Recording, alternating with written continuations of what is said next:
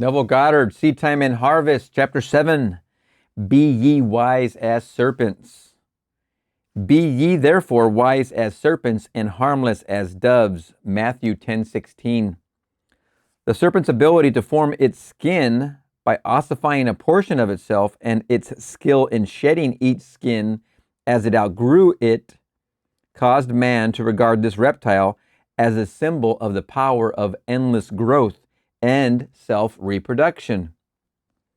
Man is told, therefore, to be wise as the serpent and learn how to shed his skin, his environment, which is his solidified self.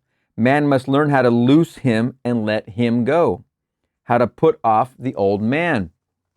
Lose his skin is lose that old self-concept. Put off the old man is when you make that impression and then you get the expression. You become the expression. So you put off the old man and you become the new man.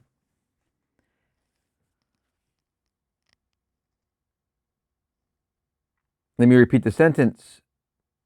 Man is told, therefore, to be wise as the serpent and learn how to shed his skin, his environment, which is his solidified self. Man must learn how to loose him and let him go, how to put off the old man, how to die to the old and yet know, like the serpent, that he shall not surely die. Man has not learned as yet that all that is outside his physical body is also a part of himself, that his world and all the conditions of his life are but the outpicturing of his state of consciousness. When he knows this truth, he will stop the futile struggle of self-contention and, like the serpent, let the old go and grow a new environment. Man has not learned as yet that all that is outside his physical body is also a part of himself. There's the three fingers, that his world and all the conditions of his life are but the outpicturing of his state of consciousness. Everything out there is coming from you. When he knows this truth, he will stop the futile struggle of self-contention and, like the serpent, let the old go and grow a new environment. Man is immortal, therefore he must die endlessly. For life is a creative idea. It can find itself in changing forms. Tagore. In ancient times, serpents were also associated with the guardianship of treasure or wealth. The injunction to be wise as serpents is the advice to man to awaken the power of his subtilized body, his imagination, that he, like the serpent, may grow and outgrow, die and yet not die, for from such deaths and resurrections alone, shedding the old and putting on the new, shall come fulfillment of his dreams and the finding of his treasures. As the serpent was more subtle than any beast of the field which the Lord God had made, Genesis 3:1. Even so, imagination is more subtle than any creature of the heavens which the Lord God had created. Imagination is the creature that was made subject to vanity, not willingly, but by reason of him who hath subjected the same in hope. For we are saved by hope, but hope that is seen is not hope. For what a man seeth, why doth he yet hope for? But if we hope for that we see not, then do we with patience wait for it. Romans 8:20, 24, 25.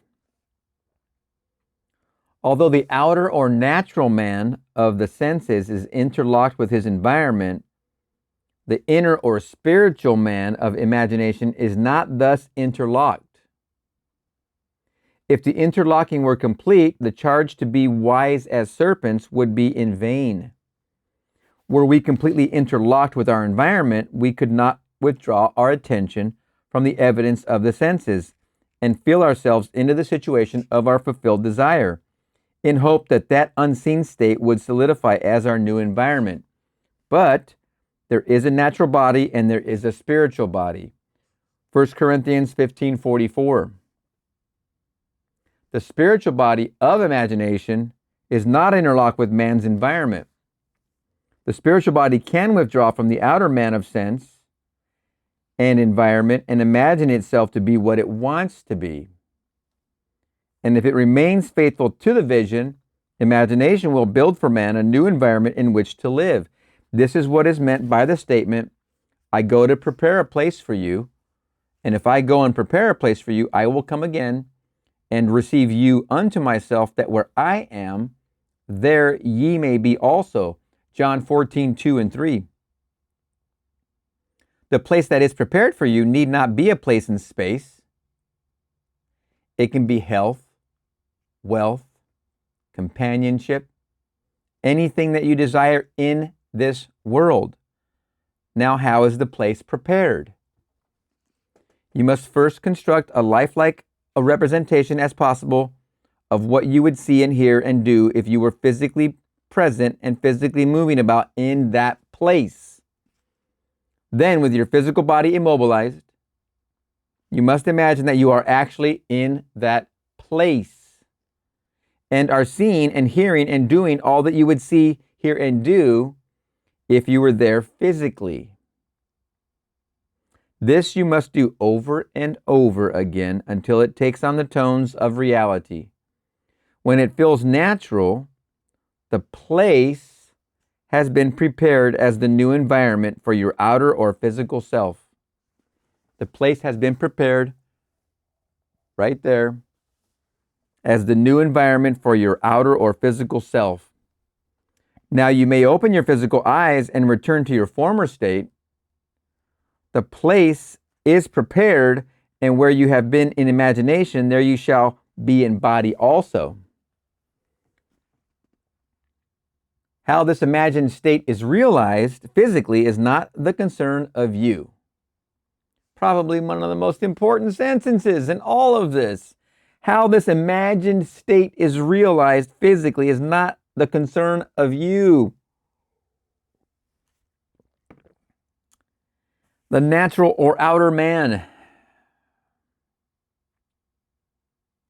Not the concern of you, the natural or outer man. The spiritual body, on its return from the imagined state to its former physical state, created an invisible bridge of incident to link the two states. Although the curious feeling that you were actually there and that the state was real is gone, as soon as you open your eyes upon the old familiar environment, nevertheless, you are haunted with the sense of a double identity, with the knowledge that there is a natural body and there is a spiritual body. When you, the natural man, have had this experience, you will go automatically across the bridge of events, which leads to the physical realization of your invisibly prepared place. This concept, that man is dual and that the inner man of imagination can dwell in future states and return to the present moment with a bridge of events, to link the two, clashes violently with the widely accepted view about the human personality and the cause and nature of phenomena. Such a concept demands a revolution in current ideas about the human personality and about space, time, and matter. The concept that man, consciously or unconsciously, determines the conditions of life by imagining himself into these mental states leads to the conclusion that this supposedly solid world is a construction of mind, a concept which, at first, common sense rejects. However, we should remember that most of the concepts which common sense at first rejected, man was afterward forced to accept. These never-ending reversals of judgment which experience has forced upon man led Professor Whitehead to write, "Heaven knows what seeming nonsense may not tomorrow be demonstrated truth. Heaven knows what seeming nonsense may not tomorrow be demonstrated truth. The creative power in man sleeps and needs to be awakened," which is the whole subject and object and goal of why we are talking to each other. The creative power in man sleeps and needs to be awakened. Awake thou that sleepest, and arise from the dead. Ephesians 5:14. Wake from the sleep that tells you the outer world is the cause of the conditions of your life. Rise from the dead past and create a new environment. Know ye not that ye are the temple of God, and that the Spirit of God dwelleth in you? 1 Corinthians 3:16. The Spirit of God in you is your imagination, but it sleeps and needs to be awakened in order to lift you off the bar of the senses where you have so long lain stranded. The boundless possibilities open to you as you become wise as serpents is beyond measure.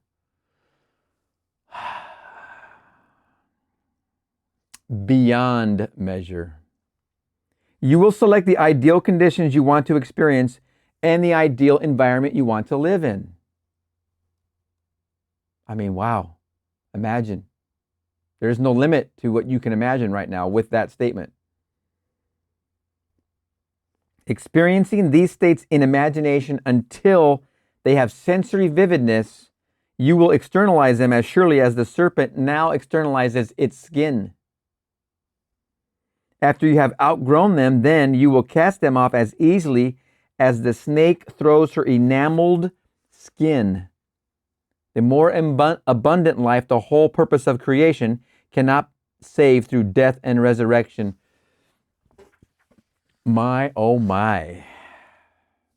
Let's repeat this paragraph because it is profound. The boundless possibilities, both open to you as you become wise as serpents is beyond measure. You will select the ideal conditions you want to experience and the ideal environment you want to live in.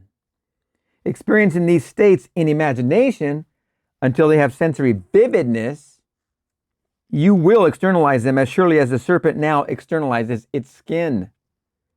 After you have outgrown them, then you will cast them off as easily as the snakes throw her enameled skin.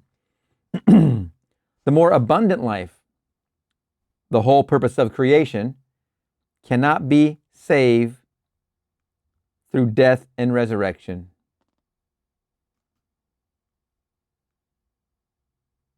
God desired form, so he became man, and it is not enough for us to recognize his spirit at work in creation. We must see his work in form and say that it is good, even though we outgrow the form forever and ever. We throw off the skin when we make an impression, and then we become the expression. That's throwing off the skin. And we do it again, and we do it again, and we do it again, and so on and so on and so on. God desired form. He became man, us. And it is not enough for us to recognize his spirit at work in creation. We must see his work in form and say that it is good, even though we outgrow the form forever and ever. We must see his work right here. When we make the impression and we become the expression, that is his work. We must see that.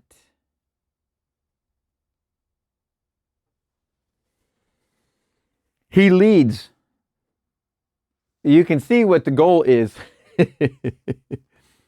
It isn't to have the bigger car. It isn't to have the better spouse, so on and so forth, the bigger bank or the bank account or the best health. It's to understand this process, this path of righteousness. That's where we see his spirit at work. This whole process is what you're after. And if it yields a more abundant life, so be it. That's exactly right. That's what we're given the gift of, is the most abundant life. The most abundant life. And then it never has to stay the same. You make another impression, you become another expression. It continuously moves because you're witnessing the spirit at work in creation forever and ever. You're doing it consciously. You're becoming a conscious co-creator with all that is, with God, with I am. He leads through widening chambers of delight to where throbs rapture near an end that I recedes, because his touch is infinite and lends a yonder to all ends. And if I be lifted up from the earth, will draw all men unto me. John 12:32. And if I be lifted up, if I be lifted up from the earth, will draw all men unto me. If I be lifted up from the earth, which means come up in here, come up into the realization that you are him, I will draw all men unto me, means making an impression, becoming the expression. All men that come unto you are the ones that come over here and fulfill your bridge of incidence. If you're single, you're not happy, you're not married, you want to be happily married in a relationship, you know the objective exists in you because you have the desire. You make the impression. The bridge of incidence is where you draw all men. People, the events happen for you. You'll just see things become in your favor to make this a reality. You'll see it and you won't believe it. You just won't believe it. You won't believe it how it unfolds. Most of the time, that person is right in front of you, within arm's reach. Typically, you already know the person. When you make this decision, you already typically know the person. They're already in your world. They've been there waiting for you to make up your mind. If I be lifted up from the evidence of the senses to the state of consciousness I desire to realize and remain in that state until it feels natural, I will form that state around me and all men will see it. But how to persuade man this is true, that imaginative life is the only living, that assuming the feeling of the wish fulfilled is the way to a more abundant life, and not the compensation of the escapist, that is the problem.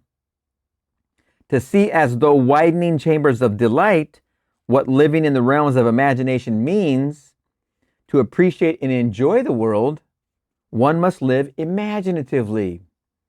One must dream and occupy his dream.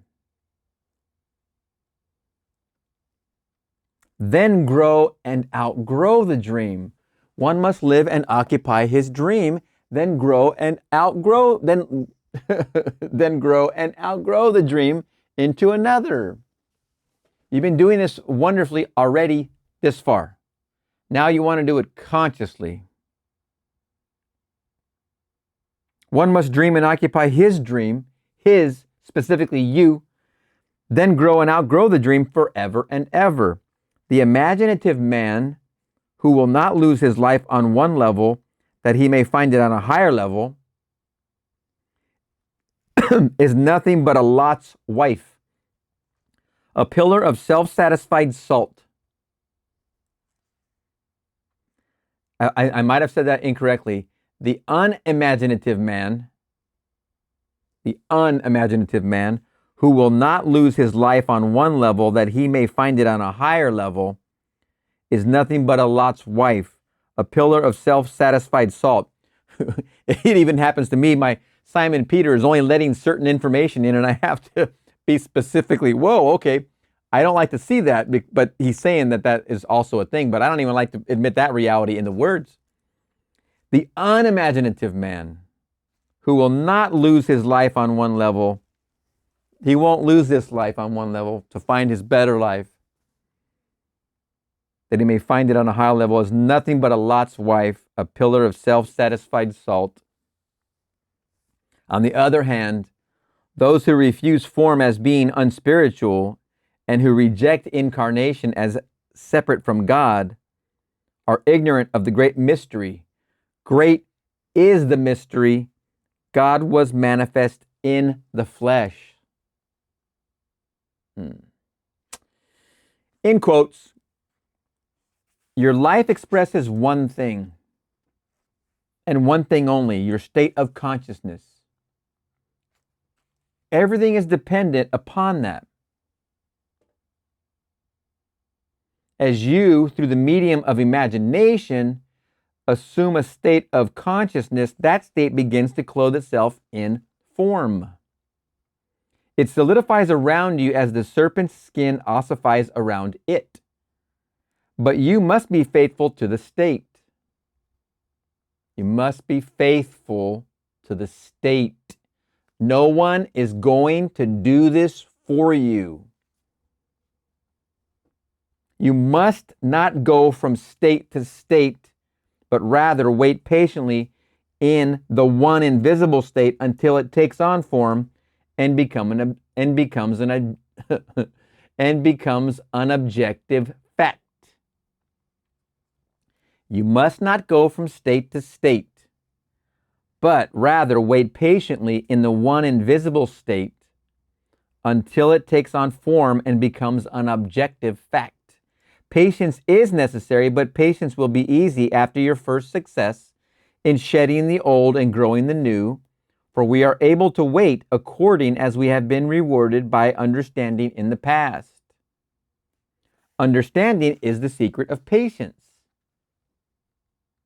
What natural joy and spontaneous delight lie in seeing the world not with, but as Blake says, through the eye. Imagine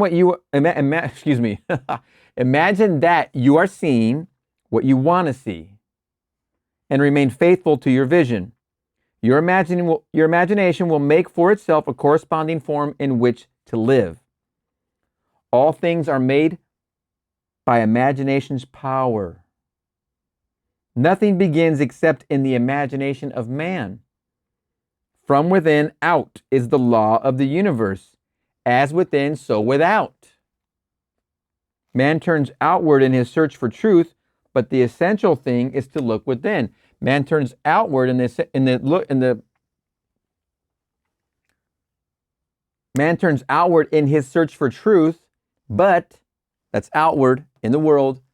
But the essential thing is to look within, which is what we've been talking about. I am fishing, hunting. What is it I desire? Within. What's the answer to this question? The first thing on my mind in the morning is the answer. Within, within, within. Truth is within ourselves. It takes no rise. From outward things, whatever you may believe, there is an inmost center in us all, where truth abides in fullness and to know.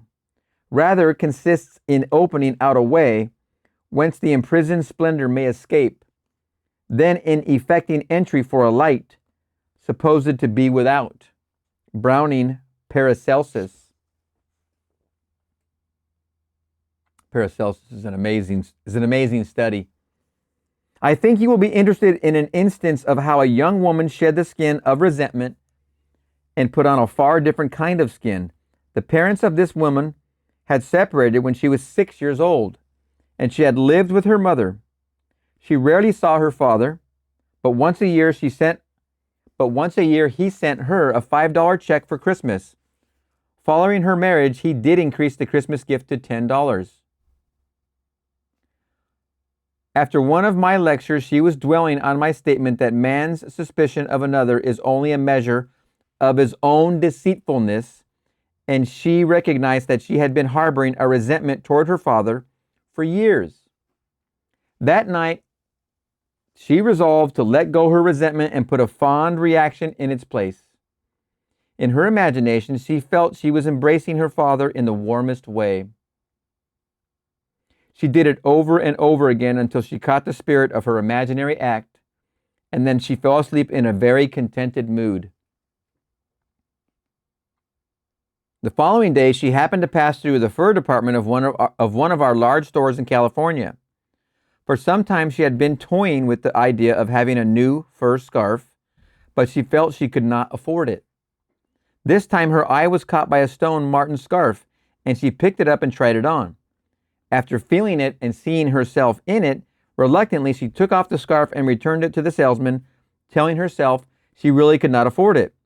As she was leaving the department, she stopped and thought, Neville tells us we can have whatever we desire if we will only capture the feeling of already having it. In her imagination, she put the scarf back on, felt the reality of it, and went about her shopping, all the while enjoying the imagined wearing of it. This young woman never associated these two imaginary acts. In fact, she had almost forgotten what she had done until a few weeks later, on Mother's Day, the doorbell rang unexpectedly. There was her father. As she embraced him, she remembered her first imaginary action. As she opened the package he had brought her, the first gift in these many years, she remembered her second imaginary action, for the box contained a beautiful stone marten scarf.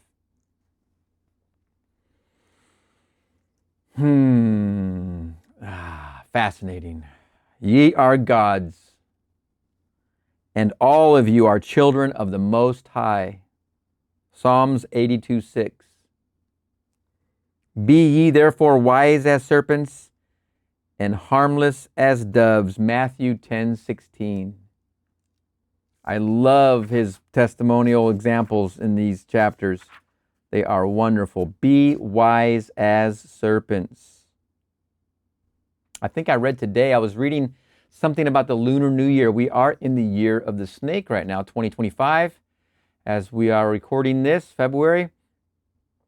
And I think I was watching a video on YouTube, in fact, and I didn't watch the whole thing, but a few minutes of the beginning, and there was a part that said that they referred to the serpent as the little dragon, and that to make it a friendly